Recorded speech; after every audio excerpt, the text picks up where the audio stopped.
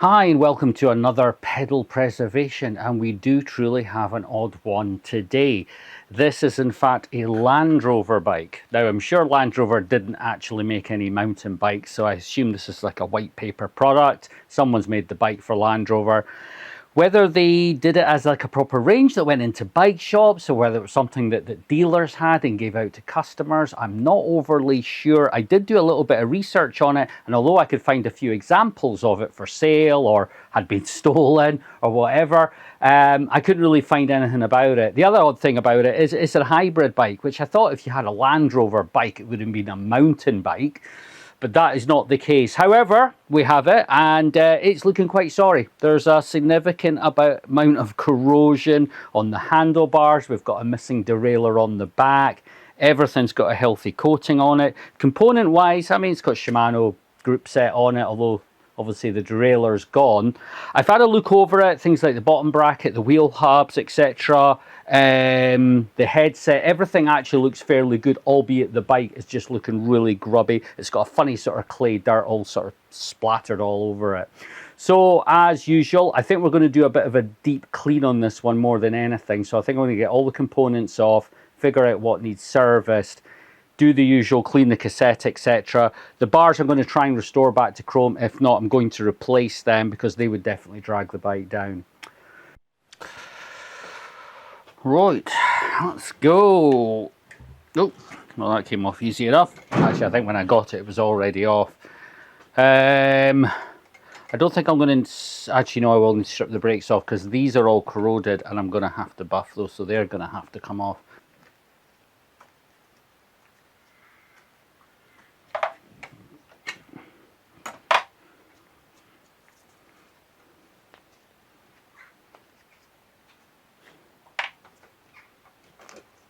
There we go. Right. Same again. All right, interesting. Right, okay, that's interesting, because I noted there isn't a quick release on the front, which if you were ever going to have a quick release, it would be on the front. However, I realise as well, this is not the original wheel, so this has obviously been swapped out for some reason, which is a damn shame. What I might do is I might see if I've got maybe another wheel that does have a quick release, because to be honest, if you need a quick release, it'll be on the front wheel, so that's not ideal.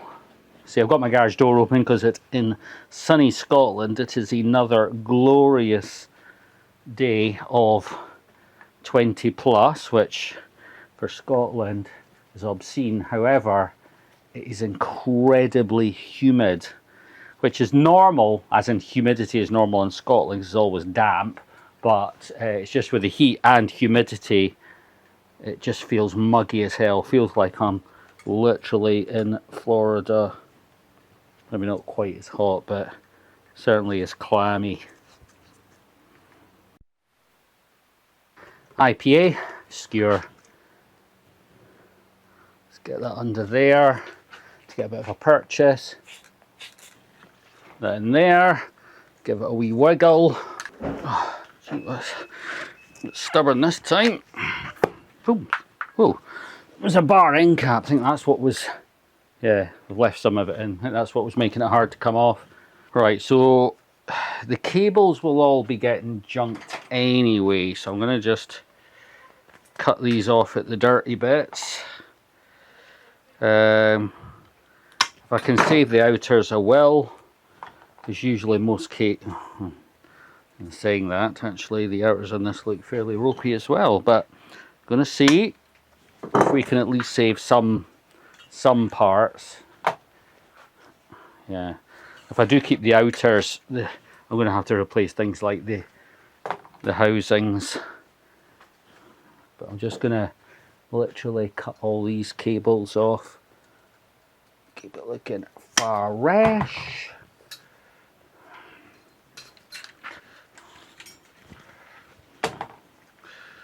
Blah, blah, blah, blah, blah, blah. Yeah, these cables are, I mean, you could, if you're doing a quick flip, these cables could have been saved, but I think for what we are doing, I'm going to make it look real nice, so it's not worth for pennies to not replace the cables and get things running real slick. I'm trying to keep the length of the videos down quite a bit, so if I show you me doing something on one side, I'll be honest with you, there's probably not an awful lot of point in me showing you doing it on the other, because it's really just the same thing repeated, or I'll maybe just show an abbreviated part, because my last video was over an hour, and I think when people see that hour long, they're just not going to give it the investment, and I totally understand, because I am similar. If I see a video too long, and if you're watching it on YouTube and you got to bloody muscle through the flipping adverts, you just say to go, look, I just haven't got that time, I want something a bit shorter. And I try to keep my videos as comprehensive as possible, but I'm going to have to try and find ways of trimming them down to just to make them a bit more palatable for the masses, because I think people just kind of want it. Another thing you could tell me as well is I don't have music on my videos because I like to talk. But if you'd like some sort of music, do you think I should put that in? Do you think I should talk less? You know, I've never bought into the whole ASMR or whatever you call it thing. But do you think it might be a good idea? I don't know. I'm just kind of trying to find ways of like perking up the channel, because since its early success of the cheap bike build off, it's pretty much kind of settled down to maybe 200 or 300 views per video. God, that just weighs an absolute ton. I just find it such a shame. I mean, bikes could be so much lighter with a handful of savings. So I'm tempted, whether I can bring this up or not, I might see if I've got a set of alloy bars, but we'll see. I keep forgetting I've got these ones, which are typically the right ones. My feedback sports ones are my favourite, but they only come with 2 sizes in that set of this type. A little bit of corrosion. Oh, that's snapped. That's a shame. That's a shame. Let me get that cleaned up, etc. Oh. Oh, looks like I got it.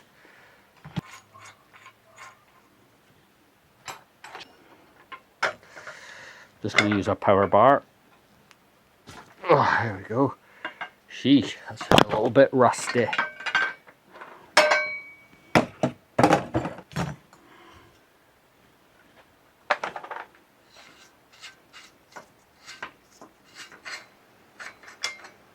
There we go.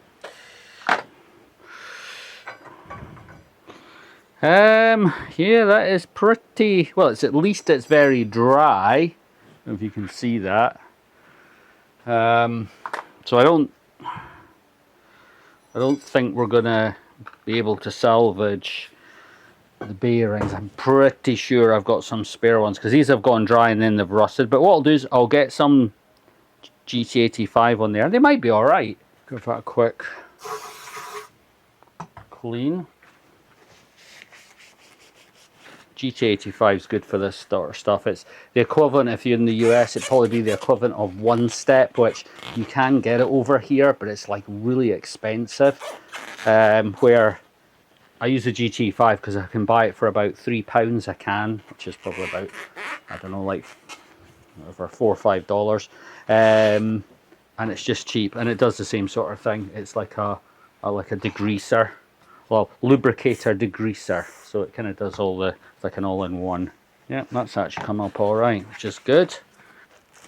Yep, here we go. Actually, I don't think these are, they might not even be new, but they're like fully working order. I wonder why I've got 3, that's a bit weird. I might have salvaged them out a bike that maybe might have decided to scrap, so we'll go with those. Give the seat of the forks a wee clean as well. Again, it looked like it's rusty, but it's not. It's obviously just the colour of whatever lubricant they must have used. Yeah, it's come up nice.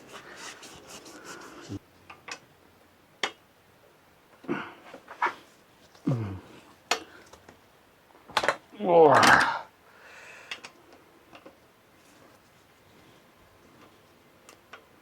I do prefer the Allen key, I have to say.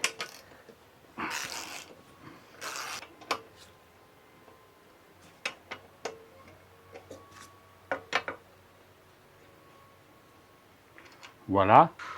Right, extractor time. Into the thread. Just double check we've got the right, actually. Yeah, we do. Always worth, if you're not sure, just pop the tool out, just make sure that that is going to not hit the cranks and hit the spindle instead. Otherwise you'll end up tearing the thread right out of the cranks.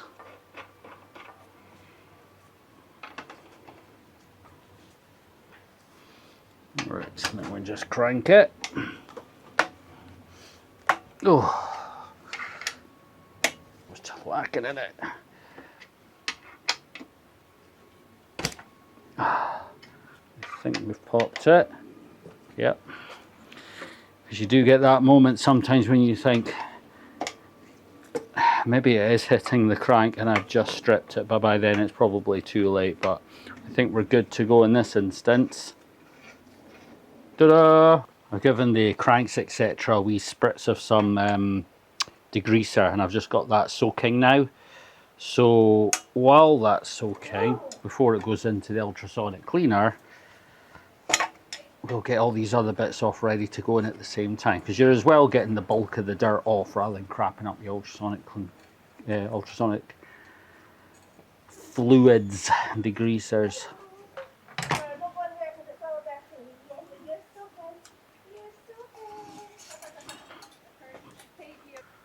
Give it a wee spray to help it in.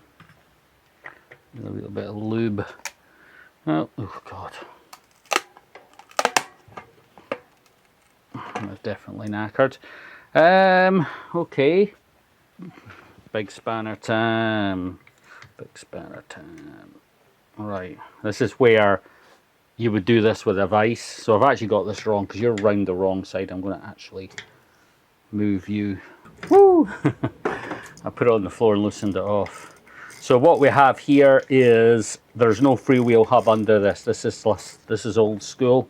So this is just like the whole unit in one. So this is a freewheel and cassette in one, which, you know, is fine. But we'll get all that cleaned out and get that off as well.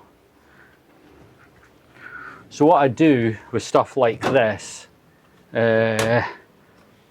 see this, is I'll give this a spritz with some Peaty's foaming degreaser, and that just kind of gets into the most of it. I let that sink in. In fact, you can just rub it in, see, like that, and then just leave that to soak for a while. We'll give that a scrub, get the bulk of the grease and the oil off, and then it can go in the ultrasonic degreaser cleaner. Right, well, we've still got the ultrasonic going. I'm just going to I'm going to put new cables in these and just give them a quick service inside.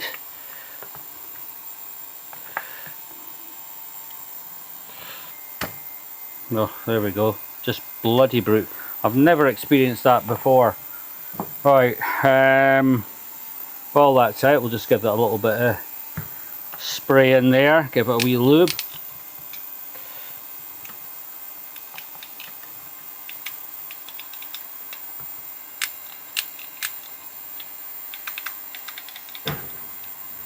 Just give it a wee general overall. This is great for just bringing the luster back up. You know, don't wipe it away, we just hand rub it. And don't wipe it off, you just leave that, and then eventually it will soak into the plastics and you can just wipe it off the metals. Right, I'll get another cable. So, fresh cable.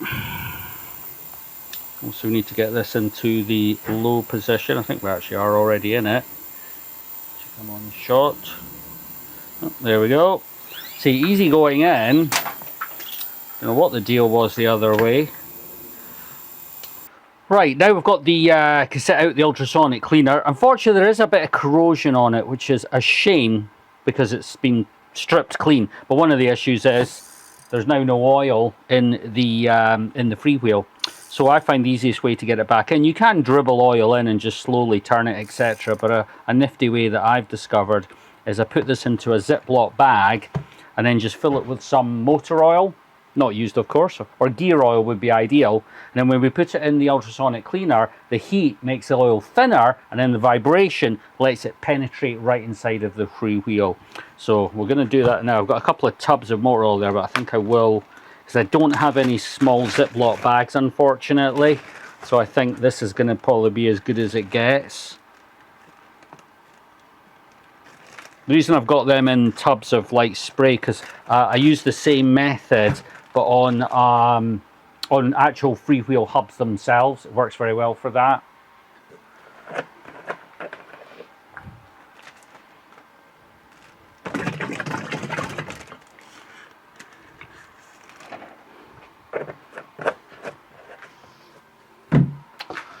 Right, we've got that in the bag. We'll try and get as much air out as possible.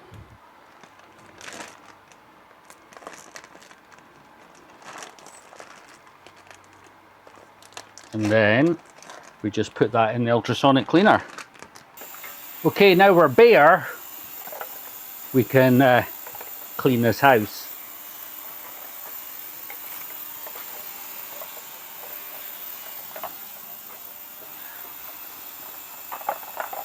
As you get a lot of, you know, like spray lubes getting shot onto places where it shouldn't be. And then of course, it just, after time, of course, the lubrication just dries and you get left with that. But there is, I don't know what it is, it's almost like cement on the framing bits. The best, Petey's brush. Cannot recommend this brush enough. Just works for so many things. If maybe did them in different sizes, different materials, it'd be awesome. I've literally started to wear this one out. As per the use, I use my manky oily rag first, and then we can dry it off with a normal one. It's quite a nice frame. Now that, see, this is the thing, you see, this bike looked like crap, and now it's starting to come back to life. But I have to say, I am not a fan of matte paint finishes. They're just so hard to get the dirt out of and to clean. This one's not bad, it's kind of almost like a satin. Right, that does a massive improvement. See, there's more of it up there. Plastic scrapers instead, see if that comes off, but probably not doing the frame any good. Right peeps, while we're waiting on the cassette, I'm going to get rid of this because it's already broken and it was on its way out, honest. Bond, where is my, got my PTs as always, and my PT's brush. See, you just can get in there, it's just all at the right angle. But what I've noticed while doing this, that's loose, and not only is that loose, it does feel, well, it actually feels like the axle's very tight. So I think what's happened is things have just tightened together.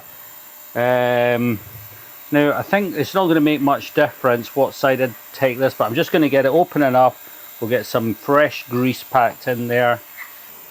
So 17mm on the back, 15 here on the cone, because what the hell, there we go. Yeah. So just so I can loosen it off, we drive this out, keeping the axle in place, just giving us enough room just to get some fresh grease in there. Now, I do remember I was having problems with my grease gun. How did that end? Oh no, that's right, we got another one. Forgot.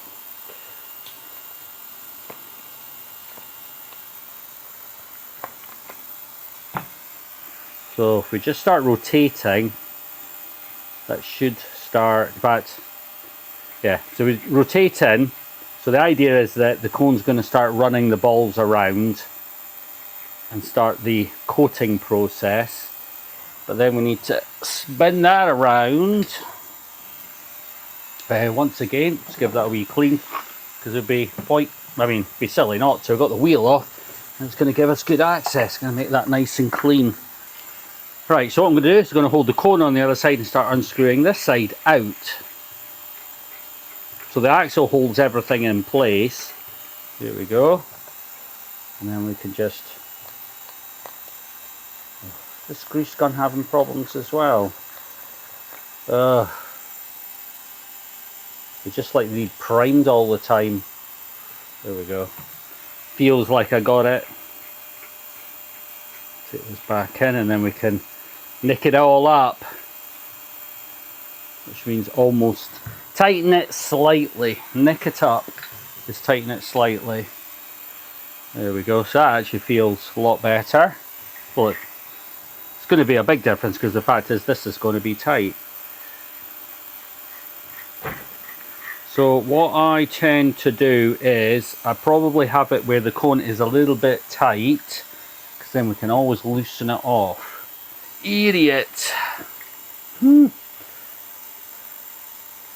Right, so let's see. Right, so that's... Oh, thank God that's finished. So we'll just nick that up. Actually, I think I might have just got it right. I'm not feeling any play. But what I would have done is spanner on this side, spanner on that side, and just backed it off slightly. And because it's trying to tighten this even more, that would have been absolutely fine. It would have done that for the amount of room you would have need to have gained. Right, we are out of the ultrasonic clean air. And this should be, well, I know the oil is warm and toasty, so that should all be nicely inside.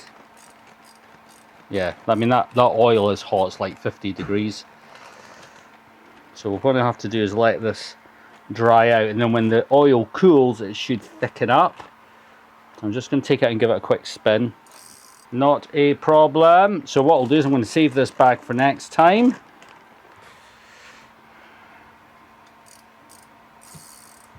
We'll just give this a wee damp down.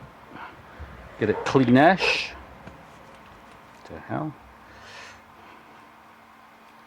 What I want to do is maybe just give this a wee blow out with the airline, get as much oil off as I can. Right, we'll probably have oil weeping out of this for a while. But the way I see it is you're better off having oil weeping out rather than there's no oil in there to weep out. Let's give that a wee lube. Just for corrosion purposes.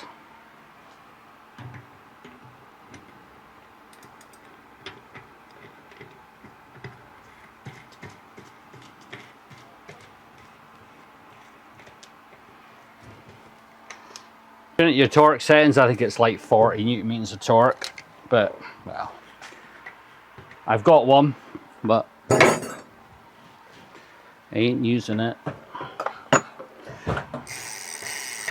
See, boom, job done, nicely oiled inside. Yeah, stripping it out and put grease in it would be the way to go, but we are not got the time or the budget. Right, so this wheel, because there's plenty of air in it, and if I mind right, the wheels were quite straight, it's pretty much ready to rock back on. We'll put the skewer back in, but we'll give it a wee rust prevention.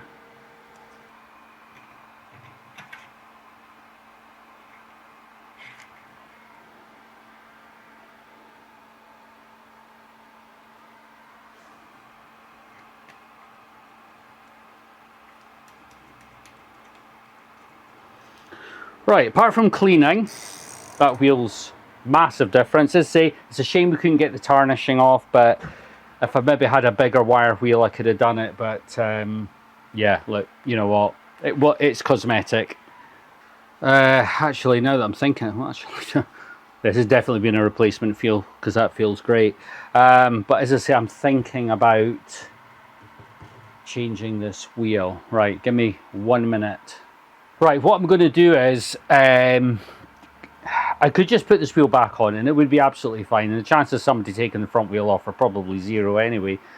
But you know what? We've got a pile of wheels up at the library. So I've actually now, just that I'm talking to you and I'm looking at the tyre, I've actually started to notice there is actually some cracking. So what I'm going to do is, I'm back in the library on Monday. This is Friday. I'm going to see if I've got a quick release. I don't know what these are. These, I can't mind what size these are. I don't know if they're maybe 650C or something. No, the 700C. 700C wheel. See if I've got another 700C wheel with the right tyre on it, and we'll put that on instead. But until I do, we'll just keep working on the rest of the bike. Right, guys, sorry about that. I don't know at this point, because I haven't edited it, I don't know what you didn't see. Because I've got the forks on now. Oh, crap. I hate when that happens. Oh well. Let's say we greased up the bearings, we got them on, we put them on, we did this, we did that. It's there. You've probably seen it done before. So that's unfortunate. Sorry about that. Right, let's get this in. So I don't know if I just said that. It's a wee bit rumbly, but there's absolutely no play and they're not tight. So there's just a little bit of noise. I don't know whether that's the cups. I'm sure those bearings were new. I think the only reason why they were out of a box was that I went to put them on a bike and then took them off.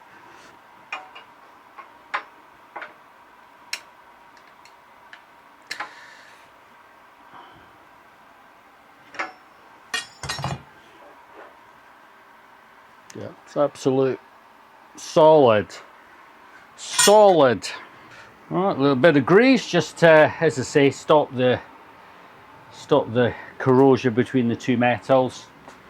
Copperies is the best stuff to use, and I have got a pot of it, and I, for the life of me, cannot find it. There we go. Crank on the inside while we're at it. Square taper type. It's cranked up.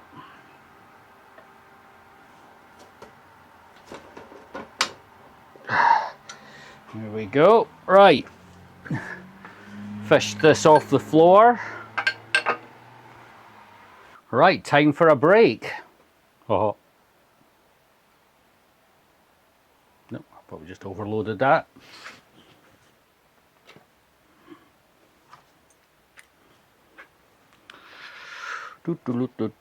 Yep, side. Yep. And there.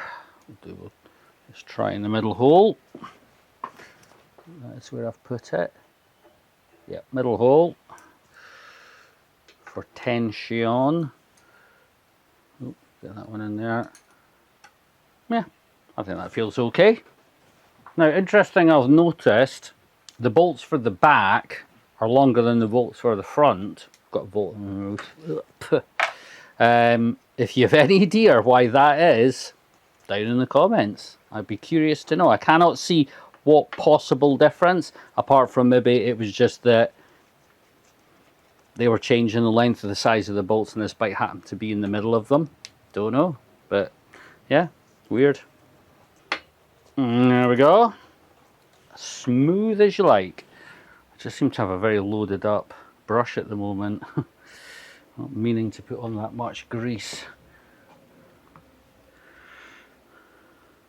Right, we'll do the same as the back, put it in the middle one. In fact, I meant to slacken that off. Just so it makes it a little bit easier to do exactly that.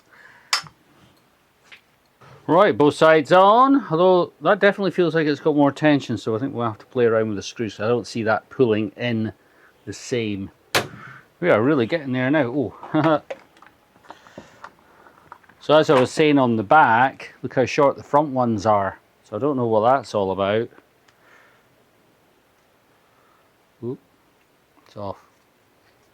Then I'll bring it back round once I've got my purchase.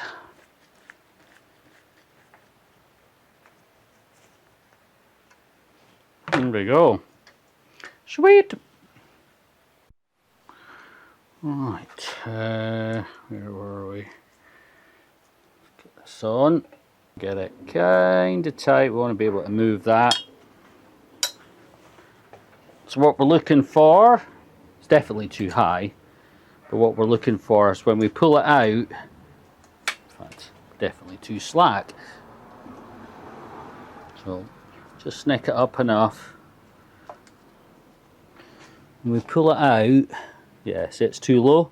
Where it should be is from here to the top of the teeth should be about 2 to 3 mil. So just now, actually, you know what?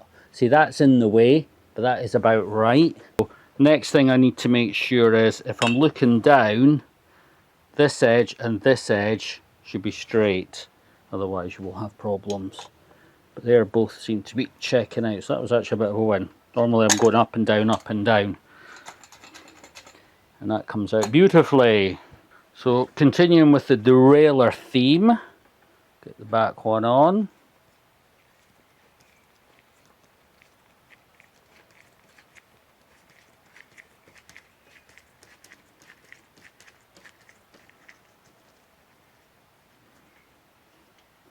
There we go. So it's a very different day from it was yesterday. It is absolutely peeing down with rain outside. It's still warm, but we've definitely got the humidity's gotten the better of us here in Scotland. Right, so it's a new day. So we've got the bike partially together. We've got forks on, we've got bottom bracket on, we've got brakes on, and we've got the rear derailleur on. So now I'm going to proceed with the cockpit. So one thing I did do last night, I decided to paint the bars, and I've actually done them in gloss black as well, not for any specific reason. I mean, my choice would be matte, but I find the gloss finish is a little bit more durable, so I'm just sticking with the same ones. I don't have an alternative. Today is Sunday. I am in the bike library tomorrow on Monday, so if I do see another set of aluminium ones, I can just swap it all back over. So, but we'll put these on just now. Right, I've got the stem. I gave it a wee clean up, got all the corrosion off, etc. Unfortunately, I am out of my usual spray lithium grease, so I'm just gonna slap some of this grease on instead. That's all I've got. But anything just to stop it all corroding up really is the game. There we go. And we've got a marker here, so that's max height marker. So we'll probably just drop it down a bit, otherwise it's going to look might look a wee bit bizarre. And we can always raise that up a wee bit as well, but you know, I suppose that is the wrong driver. God, we did all this last time, didn't we? That's right, and I ended up, because I haven't actually, my Draper set has got that one missing. And that one is the wrong one as well. It is this one. There we go. We'll get this nicked up,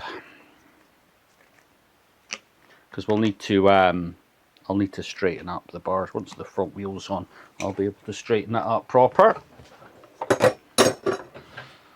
Looking not bad. I wonder if this will pass through. I don't know if I've got this. Yeah, alright, we're alright. Yeah. Unfortunately, I think that paint finish is not going to have stuck much better. As I was saying to you before, that the chrome bars do not take paint at all well, but actually I think the bare metal ones don't either, which is just so weird. Of course, handy thing with these is they're all in one shifter, so it's not like you're going to be sliding on brakes, etc. No, that's not too bad. Now we've got to need, now what did I do with the grips? Do you know what I did? I put them in the ultrasonic cleaner. So, right, found my bar ends, give them a clean. I have to say, I'm actually struggling to remember whether, is that the outside or was that the outside? I think probably went that way. Right, as per usual, give it a bit of that, a bit of that. That just slides it on. There we go. Let's pull that back. So I want that kind of flush, and then the bar end cap's going to go right on there. There we go. That's looking not too shabby. Right, we're ready for putting cables and housings on. So what I've done, I did this yesterday, so they're done.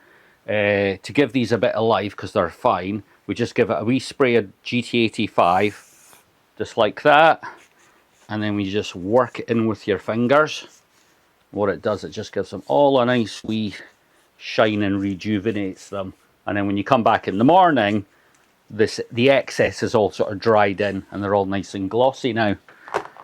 Right, so what have we got? We've got shifter ones in place now. So that's going to be the black ones. I assume these will be, yeah, pretty much the same length. So it doesn't really matter which side goes on what. Not let that drape on the ground.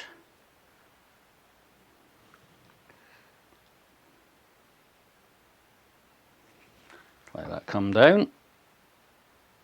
What I usually do is just run my finger and that'll just drag all that excess across the cable. And then we can slide in the outer. Oh, oh no. Christ. Drop that. Housing in my eye. No, there we go. Yeah, these just all too often get thrown out or replaced and it's really just not necessary. So we'll just tuck that into there. That angle. And we can do the other side. Same again. Just kind of like a normal bike service. Like that. So we're not just lubricating the cables. The excess oil, a little bit of corrosion prevention. Because if you have got cables that are not housed all the way from start to finish, then obviously if you're leaving your bike lying outside, cables are going to start getting rusty.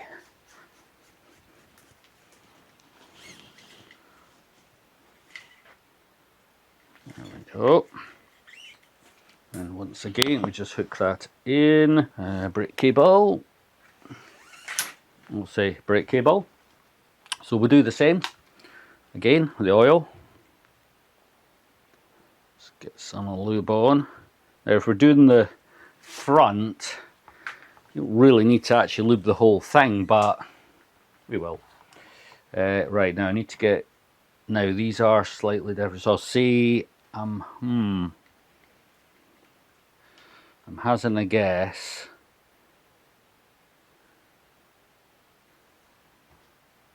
Yeah, see I've got two, one slightly longer than the other, but I'm pretty sure that yeah, that'll be for the rear brake. So we can just pop this in the now. So the housings aren't all the same. If you're new to this, they're not all the same. These are thicker, but it's usually got metal ferrules on the end, and it's not just the size, it's the construction. So inside a shifter cable, there's like metal strands that run that direction, so when you're shifting there's no compression of the outer at all. But on a brake cable, it's like a tightly coiled spring. It goes round like that, and the idea is that there's a little bit of give to make the brakes a bit softer. So they are different, not just in size but in construction as well. I have to line up the grooves on here. There we go. Allows cable, and then we just give it a wee quick twist just to stop everything falling out at once. There it goes, that goes in there. Now we're putting on new noodles. I don't know what their actual proper name is. I mean, I can't imagine they're officially called noodles. Surely not. But that's what a lot of folks seem to call them. Right, so I can go down there. Now in the UK, our brakes are on the other side. So front brake is on this side, but if you are literally everywhere else in the world, this would be your back brake. So there you go. And there's a reason for it. And it's to do with, I think it was to do with, Napoleon had something to do with it, and stuff like that. But it was to do with riding your horse in old times down the road and being able to, so you rode on the left and it kept your right hand free, that you could pull your sword out and defend yourself from another horse coming down. the other way, kinda. There was obviously more to it than that, but that gives you a rough idea. Right, I'm just going to, because we've not got the front wheel in, I'm just going to nick that up now. But what I'll do is I'm going to cut a bit of the excess off because it's just longer than it needs to be. So we can just slot that through. Yep.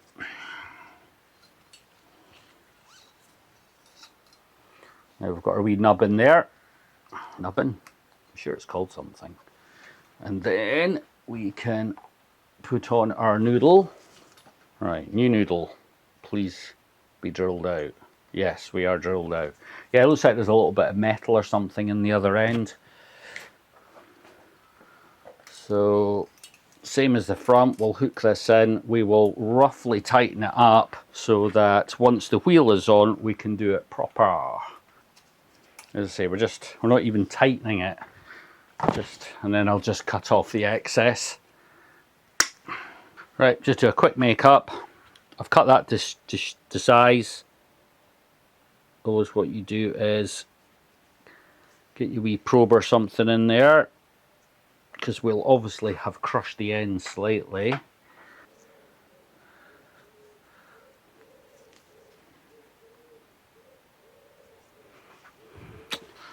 Right, where did we? All right. So we'll just need to go under the nether regions.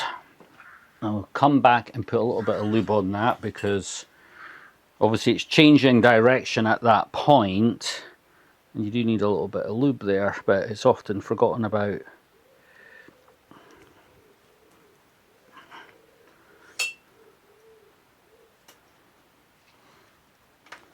There we go. Drop it down the chimney. In fact, just what I usually do with this is I go all the way down. This just helps us later on, and then you come back about a turn, so you've got a bit of leeway, a bit of adjustment both ways. So I don't know if you can see it, but the top of the guide was there's a wee hole that it has to ride through just to keep it in place. And then everything everywhere, and this should be going through the back of there. So again, I'm just going to put the pressure on the cable so it doesn't fall around, but I'll probably have to come back, sort that. Again, I'll cut it with excess, and we can come back and sort that.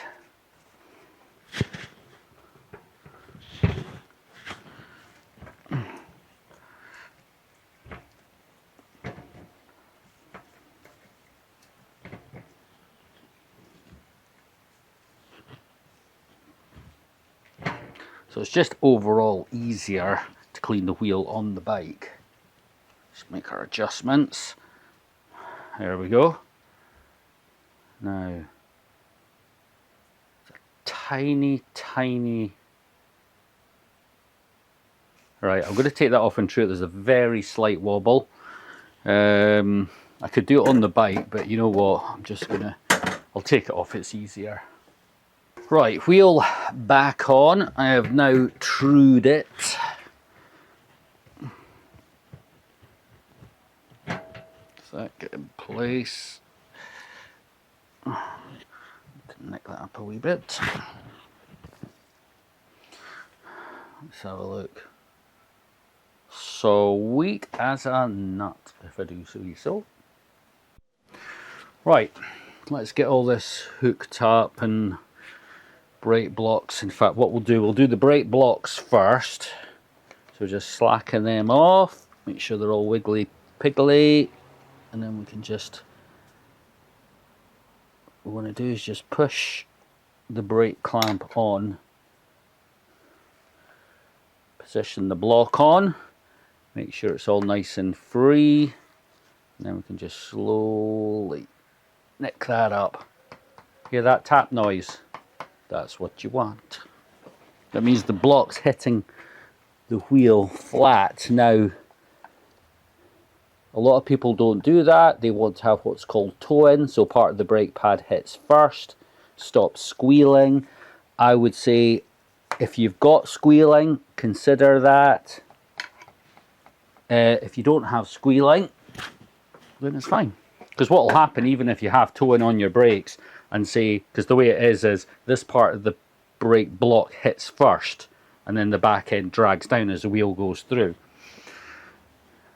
However, once the brake block wears down, it's all going to hit at one time anyway. So yes, towing could give you if you've got squealy brakes for whatever reason, the towing will cure it for a time.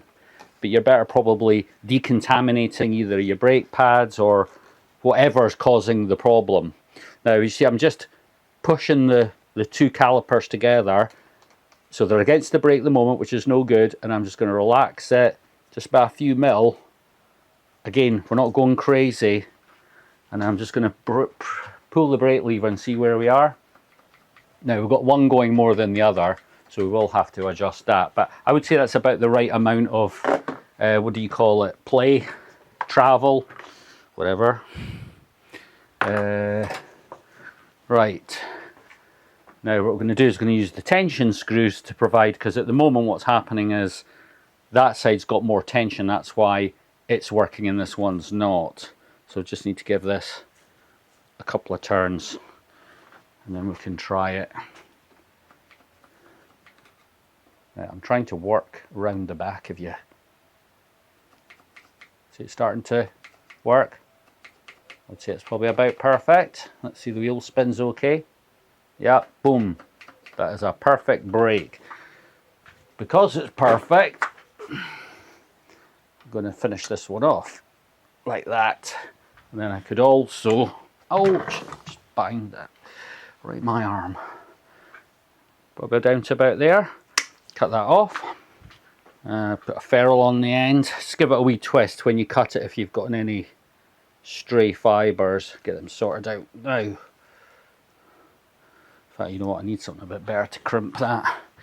See, my cutters have got a crimping part on them, but it's just awkward to get to. But to be honest, it does crimp a better job. Do that. And see that wee nick there? You can just hook that in there. Look how neat that is. What a job. Right peeps, we're back in the room. The problem wasn't so much the chain, it was actually, I had a long cage derailleur on here and it didn't need that because it's only a 7-speed cassette. So I've swapped out for this Dior LX, which to be honest actually fits in with the bike a bit better. And then now the chain actually fits a lot better. Right. Not quite. A little bit more length or tension. And we'll go clicky and we're up. So here's a little tappity noise. So you can either push or pull so you know what way to go. See? So we need a little bit more tension. Sounding good. Now not enough to change up to the next gear, so we need a bit more tension. There we go. Not quite. Try again. Sometimes you just don't push the lever enough, it won't go.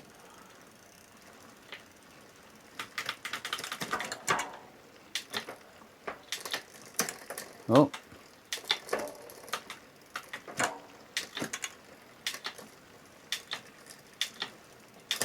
Kind of need an authoritative push. There we go. That was actually fairly straightforward. It's just constant rolling thunder now. Oh. Oh. Right, okay, something's wrong in that shifter department. Oh, do you know what it is? Well, I hope you all noticed when I was doing it. This cable, I've brought it straight to the front. It's actually meant to come round the back. I'm just thinking I dodged a bullet. There was actually a local group ride. We're going out this weekend. And I was desperate to go because it was going to two of my favourite Scottish trail centres, and in the end I kind of just thought, you know what, I've got other stuff I need to be getting on with. Oh my god, because it is going to be absolutely soaking up there. So Edinburgh mountain bikers, I hope you had a good time. While you're here, so it's not quite the shift. One shift. Oh, right. Sorry, I just haven't tightened, because remember when I fitted the shifters, I didn't tighten that up. That was spinning around on the bar. Doesn't sound good at all. It's not quite, it's getting up there, but it's a bit of a...